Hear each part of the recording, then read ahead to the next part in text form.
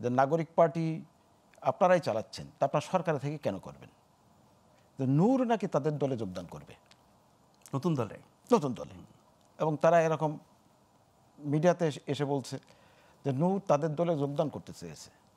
তাহলে একটি সৎ আকাঙ্ক্ষাকে একটু ভিন্নভাবে উপস্থাপন করলে ভিন্ন রকম হয়ে যায় না?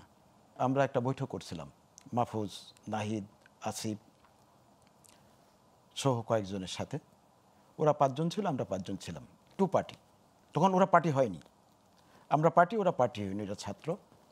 মন্ত্রীপাড়াতেই হয়েছিল সে বৈঠক।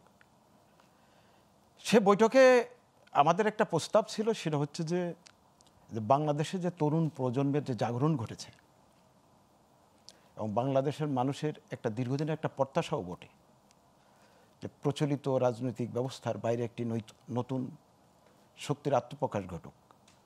সেই জায়গা থেকে যুবশক্তি যাতে বিভক্ত না হয়, আমরা ঐক্যবদ্ধভাবে কিছু করতে পারি কিনা, এবং প্রয়োজনে আমাদের দলীয় সিদ্ধান্ত ছিল এরকম, যদি যুব সমাজ ঐক্যবদ্ধ থাকে, গণ অধিকার পরিষদ তো আসলে ইয়াংদের একটা সংগঠন। আমি বোধহয় ওদের ভিতরে একমাত্র বয়স্ক মানুষ, মানে আরো 2-1 জন আছেন, মানে এনসিপির আগে গঠিত বলা যেতে পারে। আমি সেই কথা সেটা বলতেছি। এবং এটা আমরা বললাম আসো আমরা একসাথে করি, কিন্তু তাদের কেউ কেউ বলল যে নূর নাকি তাদের দলে যোগদান করবে, নতুন দলে। এবং তারা এরকম মিডিয়াতে এসে বলছে যে নূর তাদের দলে যোগদান করতে চেয়েছে। তাহলে একটি সৎ আকাঙ্ক্ষাকে একটু ভিন্নভাবে উপস্থাপন করলে ভিন্ন রকম হয়ে যায় না? এখন যে বিষয়টা দাঁড়িয়েছে সেটা হলো তারা এখন রাজনৈতিক দল, আমরা তাদের অভিনন্দন জানাই, আমাদের দলের পক্ষ থেকে আমরা অভিনন্দন জানাই। কিন্তু যেহেতু এটা একটা অন্তর্বর্তীকালীন সরকার, ঐক্যমত্য সরকারও, কিন্তু কোনো রাজনৈতিক দলের একজন সদস্য এই সরকারের সাথে নেই। তা আপনারা একটা দল গঠন করছেন এবং আপনারা এটাকে চালাচ্ছেন, যে নাগরিক পার্টি আপনারাই চালাচ্ছেন, তা আপনার সরকার থেকে কেন করবেন? বিষয়টা এখানেই আর কি। না, নাগরিক পার্টি তো কমিটি আছে, সেই কমিটি তো দল চালাচ্ছে, মানে সরকার কিভাবে চালাচ্ছে? আসলে লোকচক্ষুরতে আমরা যেটা দেখি রাজনীতি, বা আমরা যেটা প্রত্যক্ষ করি, আসলে এইটা আসল রাজনীতি না। রাজনীতির মূল ঘটনাগুলো হচ্ছে লোকচক্ষুর অন্তরালে হয়, সেই জায়গা থেকে তারাই হচ্ছে মেন ব্যাটসম্যান। মানে অন্তরালে হওয়া, এটা কি ষড়যন্ত্র টাইপের কিছু? না, এটা এই সৃষ্টির আদি থেকে এটা একটা পদ্ধতি। মানে ওটাও রাজনীতির একটা অংশ? হ্যাঁ, এটা রাজনীতির অংশ। আমরা রাজনীতি রাজপথে যা দেখি, এটা তো মূল রাজনীতি না, এটা রাজনীতির একটা অংশ। কিন্তু মূল রাজনীতি আসলে লোকচক্ষুর অন্তরালে ঠিক করা হয়, সেটা প্রকাশ করা হয় আনুষ্ঠানিকভাবে।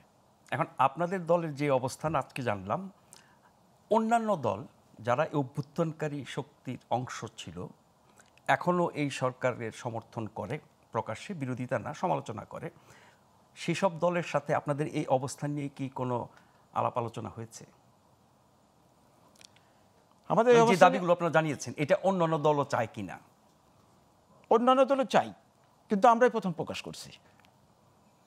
তাহলে কি আপনারা ধারণা করছেন যে অন্যরাও একই দাবি করবে? মেবি। 2 জন ছাত্র উপদেষ্টা সরে গেলে এই সরকার নিরপেক্ষ হয়ে যাবে? আসলে নিরপেক্ষ শব্দটা আসলে খুবই একটা আপত্তিকর শব্দ আমি মনে করি, নিরপেক্ষ শব্দটা। কিন্তু এখানে যেভাবে এই সরকারটা গঠন করা হয়েছে, সেক্ষেত্রে এই সরকারের তাতে তো কিছু আসে যায় না। এখানে ডক্টর ইউনূস সাহেবের নেতৃত্বে যে সরকার চলছে, আসলে ওনার ব্যক্তিত্ব, ওনার ভারে একটা রাষ্ট্রের টুলস অ্যান্ড মেশিনারিগুলো তো একদম ধ্বংসপ্রাপ্ত। সেই জায়গা থেকে উনি দেশটাকে চালাচ্ছেন, এর আমি তো মনে করি খুবই বিস্ময়কর। দেশের আপনার রাষ্ট্রযন্ত্র যেখানে ভেঙে খান কোনো অঙ্গই কাজ করছে না, ফাংশনেবল না, সেইখান থেকে সরকার অনেক জটিল কঠিন পরিস্থিতিতে দায়িত্ব পালন করছে, সেটা তো তাদের কৃতিত্ব, কোনো সন্দেহ নেই। কৃতিত্ব দিতে বিন্দুমাত্র দ্বিধা করবো না। যে কোনো উপদেষ্টার বিরুদ্ধে তো মুভমেন্ট হতে পারে, যে কোনো উপদেষ্টার বিরুদ্ধে জাহাঙ্গীর সাহেবের বিরুদ্ধে কথা হয়নি, সাকাত সাহেবের বিরুদ্ধে কথা হয়নি, এবং অনেক উপদেষ্টার বিরুদ্ধে কথা হয়েছে। জাহাঙ্গীর সাহেবের উপদেষ্টার পদত্যাগের কথা উঠেছে না, তার মানে এই নয় সরকারের বিরুদ্ধে কথা বলছি।